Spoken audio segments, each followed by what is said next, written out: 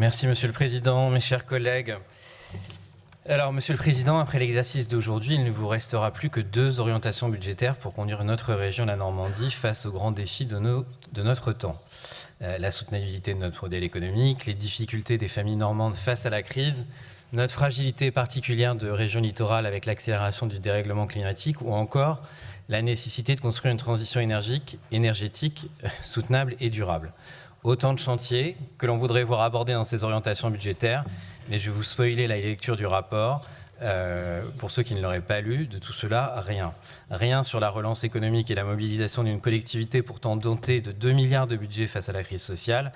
Rien sur les grandes transitions à construire à l'heure où votre soumission au lobby nucléaire va causer des difficultés considérables dans les années à venir.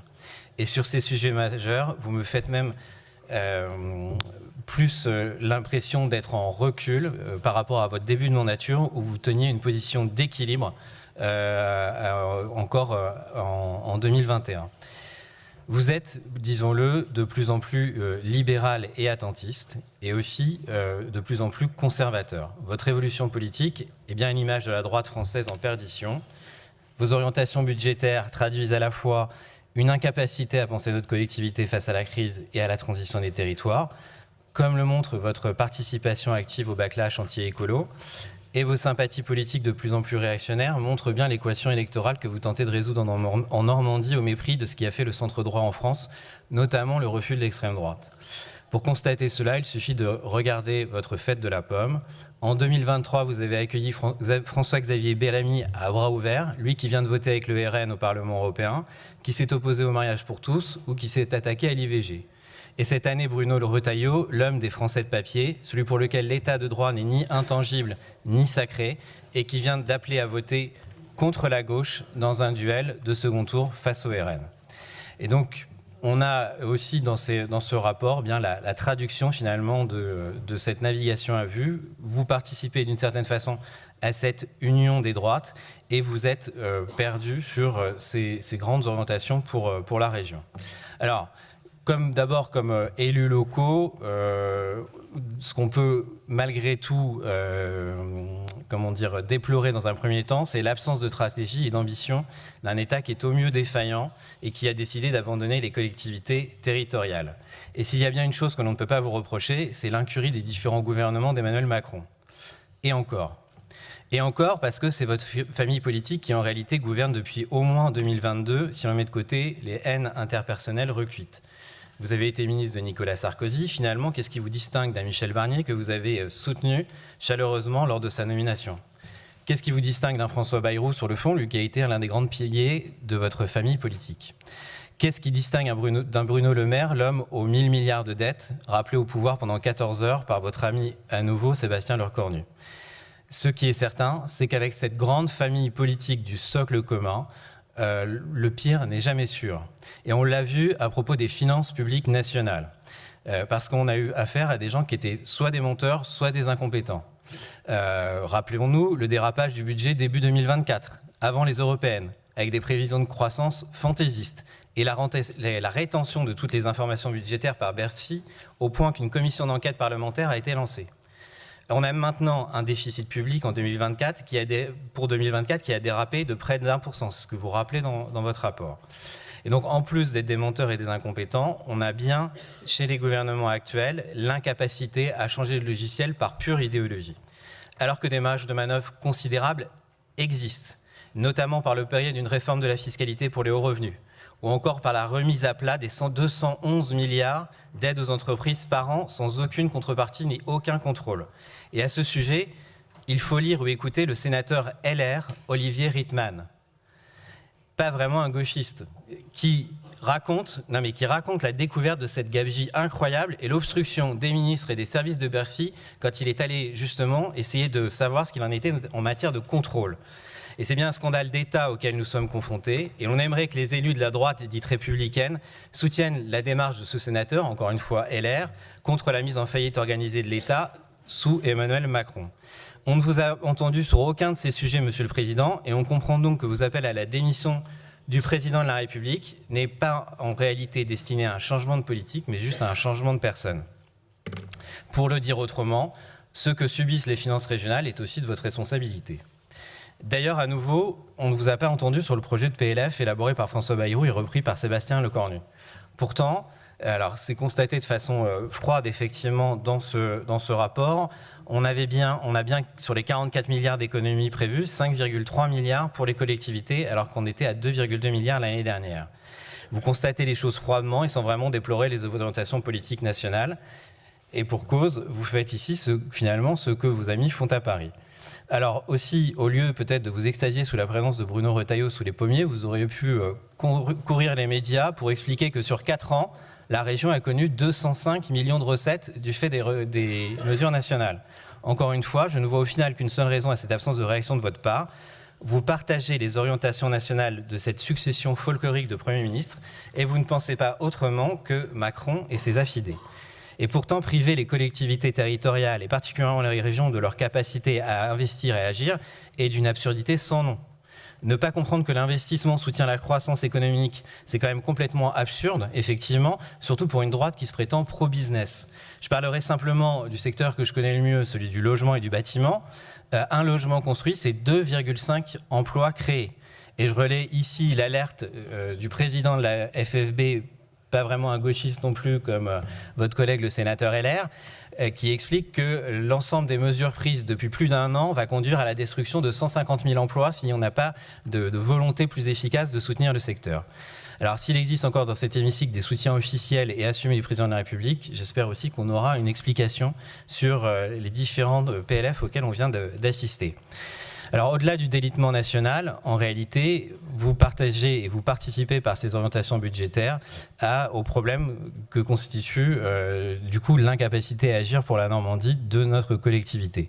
Par idéologie, vous avez été défaillant sur les recettes. Rappelons que les finances régionales auraient pu bénéficier de plusieurs dizaines de millions d'euros supplémentaires si vous aviez accepté en son temps notre amendement sur les cartes grises.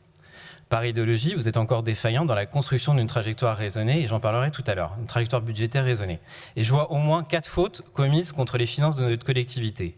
L'absence de stratégie d'investissement, la dégradation de la gestion des crédits pluriannuels, le renoncement à agir face à la crise en mobilisant des crédits de fonctionnement, et enfin, une nouvelle bombe à retardement pour nos finances avec l'ouverture à la concurrence des lignes normandes. Sur la trajectoire d'investissement, je le dis de façon systématique et donc je passerai plus rapidement, mais effectivement, et la vice-présidente aux finances le soulignait tout à l'heure, on a bien eu un pic à 916 millions en 2024. Mais quand on le compare justement avec les prévisions pour les années à venir à 500 millions, on voit bien que c'est bien les achats de rames qui masquent une réalité, c'est bien celle, et cette réalité, c'est bien celle du sous-investissement chronique pour notre région. Et d'autre part, la trajectoire financière, elle est absolument pas maîtrisée quand on voit, alors je ne sais plus quelle page, le graphique qui montre que d'un seul coup tout augmente et que d'un seul coup tout diminue aussi. On a ainsi des variations du simple au double sur simplement 3 ans. Et comme vous avez refusé d'emprunter au moment où les taux étaient les plus favorables en début de mandature pour soutenir les dépenses d'investissement en faveur de la transition, vous avez emprunté maintenant dans la précipitation pour ces achats de rames notamment au pire moment. Résultat, alors que pour les autres régions, les charges financières ont été doublées, pour notre région, les charges financières, elles ont quadruplé avec une progression de près de 74% en 2024. Je ne vois pas de bonne gestion dans ce cas. Sur la question du stock des crédits pluriannuels.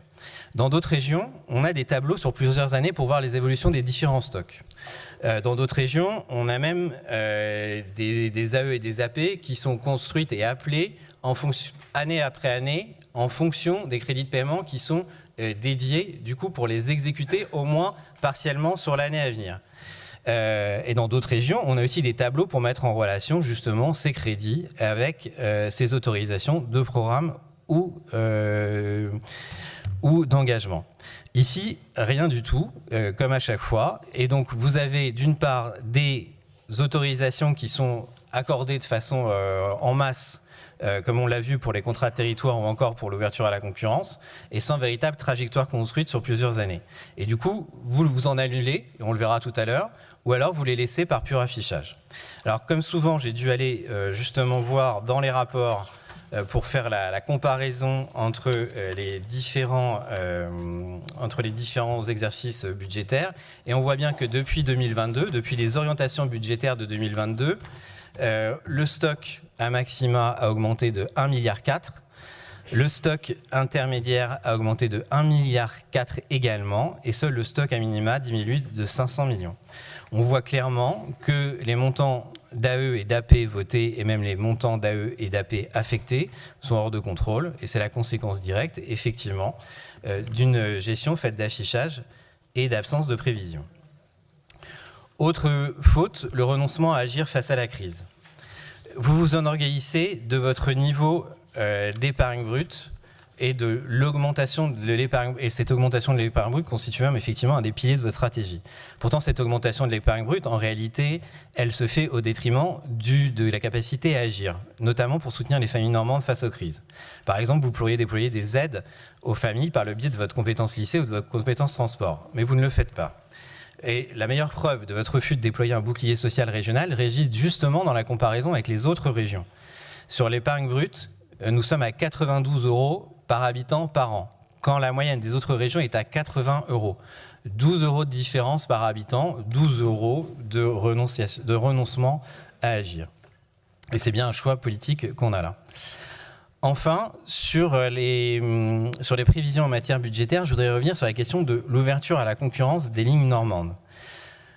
Voici venir depuis 2 ans, finalement, ce qui pourrait sembler être une nouvelle bombe à retardement pour les finances régionales, celle de l'ouverture à la concurrence des lignes normandes. Et vous le dites d'ailleurs clairement dans ces orientations budgétaires, page 74, donc je cite page 74, « La prospective financière 2025-2028 présentée dans ces orientations budgétaires ne tient pas compte des conséquences de l'ouverture à la concurrence, impossible à modéliser de façon fiable à ce stade. » Et plus loin, page 84, vous indiquez ne pas être en mesure non plus d'anticiper l'évolution de la convention train. Et c'est effectivement logique.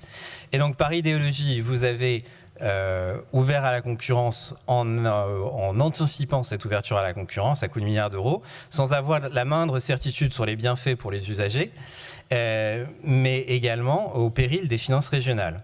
Et par idéologie, dans le même temps encore, vous refusez de mettre en œuvre, comme la loi vous le permet et comme d'autres régions, y compris des régions de droite, ont pu le faire, le versement transport, ce qui représenterait pour notre région 45 millions par an et permettrait de dégager de nouvelles capacités d'investissement, mais aussi de mener d'autres politiques de tarification plus sociales. Alors, pour terminer, quelles orientations finalement alternatives pour 2026 pourraient permettre de construire ce projet de budget que nous attendons pour décembre prochain?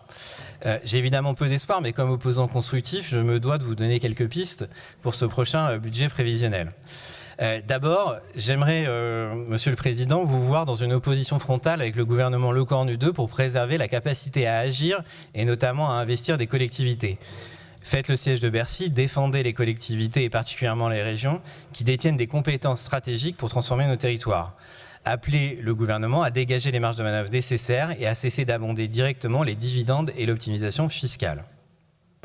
Ensuite, une attention particulière à la crise économique et à la nécessaire relance de la croissance apparaît comme absolument indispensable. Et je voudrais vous dire que je suis particulièrement inquiet de ce qui a été observé tout à l'heure dans la présentation des orientations budgétaires, c'est bien celui de la forte augmentation de la défaillance des entreprises sur notre territoire avec une hausse de 4 points supérieure à la moyenne nationale cette année.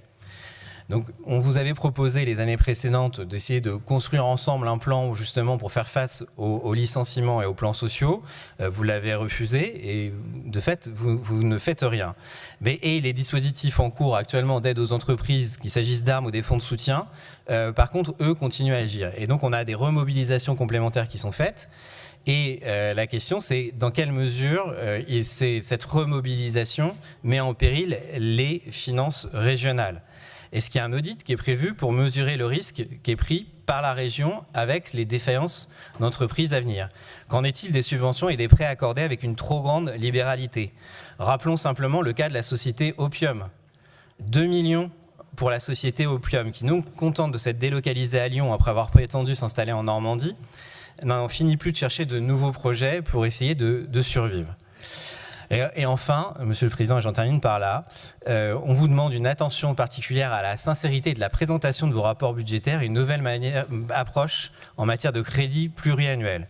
Et pour cela, on vous demande effectivement un bilan clair de l'impact de l'ouverture à la concurrence sur les finances régionales et une opération transparence sur les AP et les AE, afin que chaque élu régional puisse évaluer au mieux l'état à venir de nos contraintes budgétaires. Je vous remercie.